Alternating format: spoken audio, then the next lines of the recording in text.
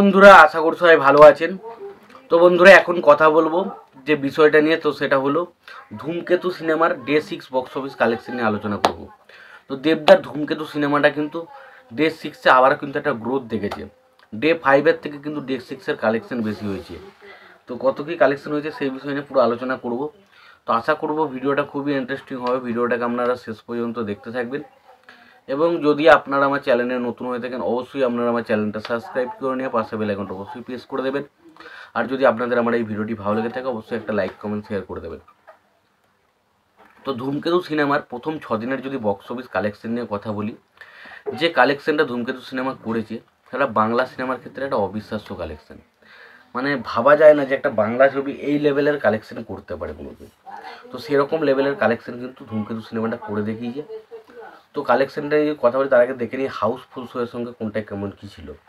তো প্রথম দিন হাউসফুল শোয়ের সঙ্গে ছিল 250+, দ্বিতীয় দিন সেটা বেড়ে হয়েছিল 300+, এবং তারপরের দিনও 400+ শো কিন্তু হাউসফুল শো ছিল, আর 250+ এবং তারপরের দিন 400+ রবিবারের দিন। এবং তারপরে সোমবারের দিন আবারও হাউসফুল শোয়ের সংখ্যা থাকে প্রায় 75+, এবং মঙ্গলবার দিন হাউসফুল শোয়ের সংখ্যা 100+ শো হাউসফুল শো ছিল। এইটা মোটামুটি সিনারিও ছিল।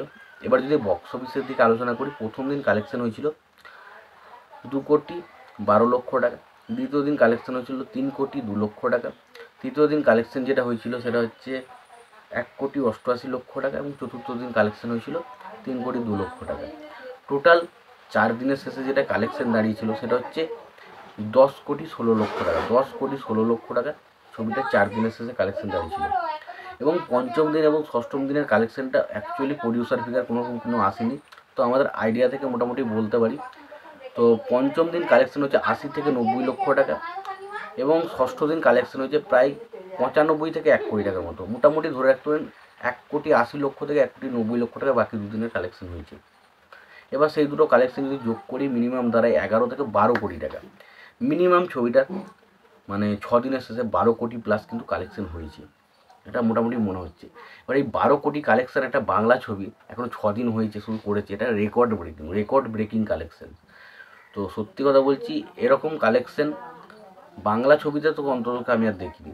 অনেক ছবি হয়েছিল অ্যামাজন অভিযান বলি বা ধরুন চাঁদের পা, তারা কালেকশন অবশ্যই ভালো করেছিল, বাট এই লেভেলের কালেকশন করেনি যেটা ধূমকেতু করেছে।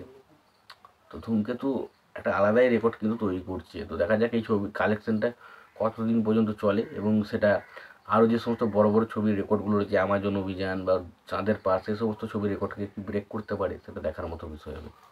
তোমাদের কি মতামত এই বিষয়টা নিয়ে অবশ্যই জানিও। ভিডিওটি ভালো লেগে থাকলে লাইক কমেন্ট শেয়ার করে দিও।